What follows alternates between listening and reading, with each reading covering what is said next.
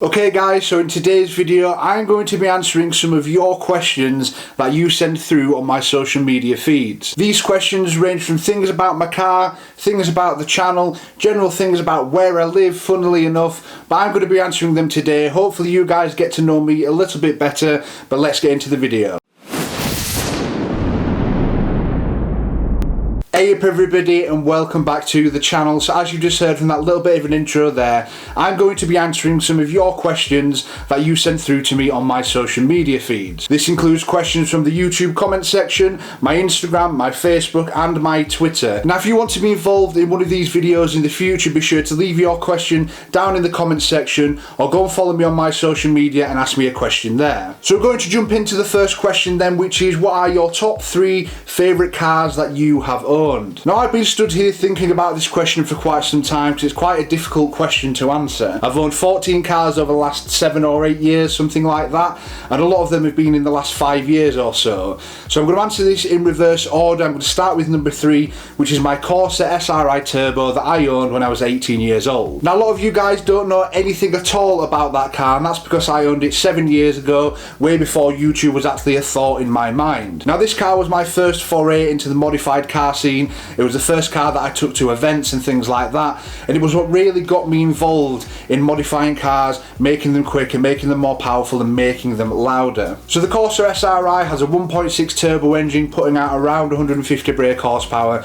The one that I owned was quite modified, so it had the VXR Nürburgring wheels, rear diffuser and rear exhaust, and it was tuned to around 240 brake horsepower by Rabid. Now Rabid know the Vauxhall engines like the back of their hand. It was a complete custom tune, and I am afraid to say that I did have an overrun limiter at the time, which I thought was the best thing since sliced bread. So whenever you got up to the top of the reg range, it would bang, it would flame, it would pop, and it would turn heads everywhere it went. And I think it's important to put that into my top 3 because if I didn't have that car, I wouldn't have the cars that I have today. I wouldn't be interested in modifying or tuning or in fact car events at all. So moving into my second most favourite car, it has to be the Volkswagen Golf R. It's the car that started this channel, and if I didn't own it, we wouldn't be doing this right now. Of course, we took that car on a journey from the stock tune all the way up to the 3.6 seconds to 60 miles an hour. It was an absolute rocket. It did everything you wanted it to do without no fuss, and during my ownership of that car I met a lot of good people who I now consider friends. So moving into my favourite car that I have owned, this may or may not come as a surprise to you, but it's the BMW M140i that's currently parked on the drive. Now I want to give you guys a little bit of context as to why that is my decision. If you look at the timeline of when I owned these cars, so I owned the Golf R, then I owned the 86, and now I own the M140i.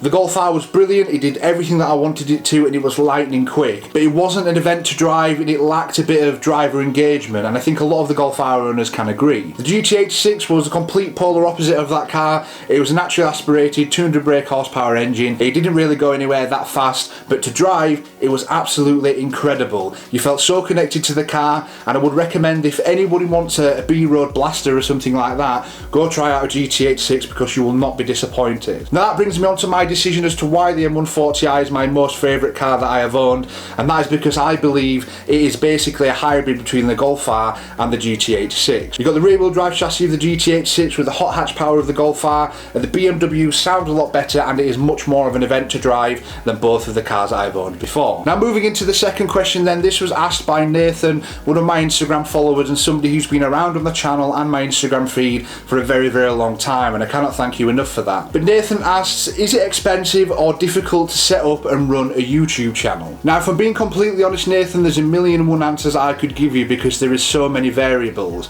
but take into account these 3 things when you're thinking about wanting to set up a YouTube channel. What you want your YouTube channel to be about, how much initial investment can you put in or do you want to put in, and how professional do you want it to look, as funny as that may sound. For example, if you wanted to start an automotive YouTube channel similar to this one, I actually started my channel on a very, very low budget.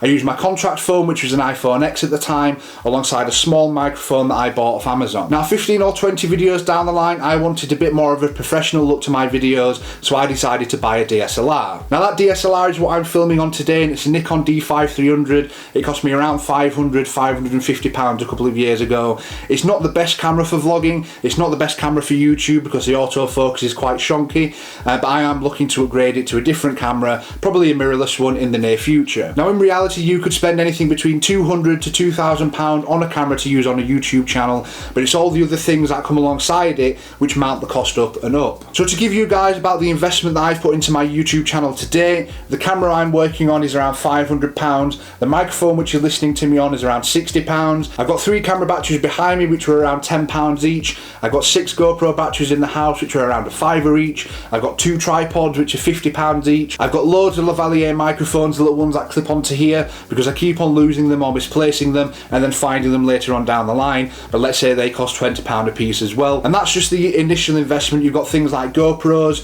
£150, £200 each if you buy them used. If you're wanting one of the new ones, you're looking at around £450, and you can never have too many GoPros on an automotive YouTube channel.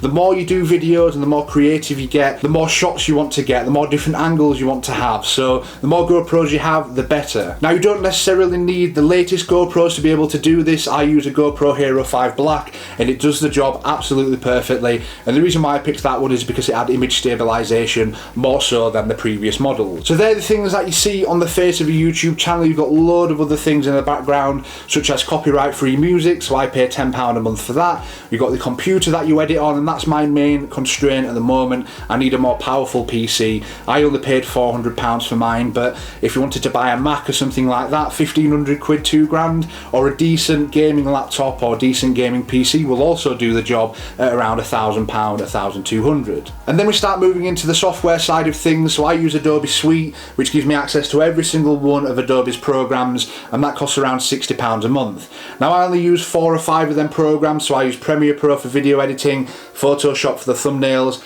After Effects for the little things that you see on the screen, and Lightroom for the photos that I use on my Instagram and my other social media feeds. Alongside of that you've got the music, so I use Epidemic Sound, which costs me £10 a month to get access to a huge library of royalty free songs that I can put into any video as long as I keep paying that subscription. And then we start looking at all the peripherals, so I've got tons and tons of power banks, I've got 2 tripods as I mentioned, you've got all the lights and things which can cost £30, £40, £50 each, and then all of the GoPro attachments and things like that that go along to do it. And I guess what I'm trying to say is you can start a YouTube channel on as little or as much of a budget as what you want, but if you are thinking of setting up a YouTube channel, I would heavily recommend looking into your inspirations, whether it's Living Life Fast, Shmee, Daily Driven Exotics, maybe me. Look at their content, look at what they have, and then plan around that. Because the mistake that I made is that I bought a lot of stuff in the initial part without thinking about where I wanted the channel to go.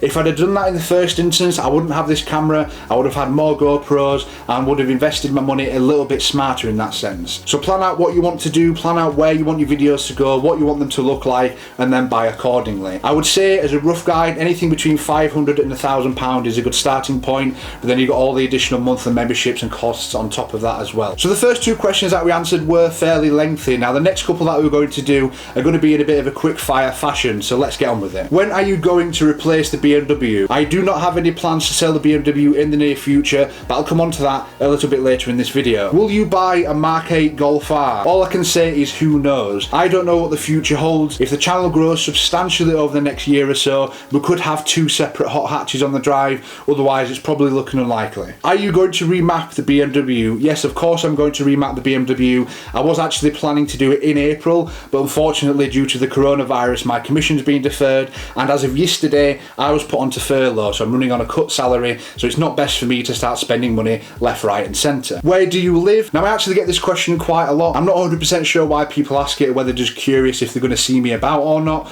but I actually live in Leeds in West Yorkshire in the United Kingdom, for those of you guys that are outside of the UK. So they're the quick fire questions done. I'm going to move on to the next question now, which has been asked a lot since I put the video out, which is understandable, and I also guess I'm going to get this question quite a lot in the future. And that question is, why did you camo wrap the the BMW. So first of all, I wanted the car to stand out. The car as it stood before the wrap was mineral grey. It's not exactly a colour that pops, it's not a colour that's very noticeable, so I wanted the car to stand out and be individual. So the second reason is simply for branding and marketing for the YouTube channel. Now, I was speaking about inspirations a little bit earlier in this video. Daily Driven Exotics, or DDE, are a huge inspiration for my channel, and I'm a big fan of how they've got all of their fleet of cars liveried up in some sort of DDE fashion. Now, I wanted the car to be noticeable when it goes to shows, I want it to be noticeable when I'm out on the road, and I want people to recognise who it is. Thirdly, I wrapped the car in camo because the UK is currently under lockdown measures. There have been 3 weeks prior to this video,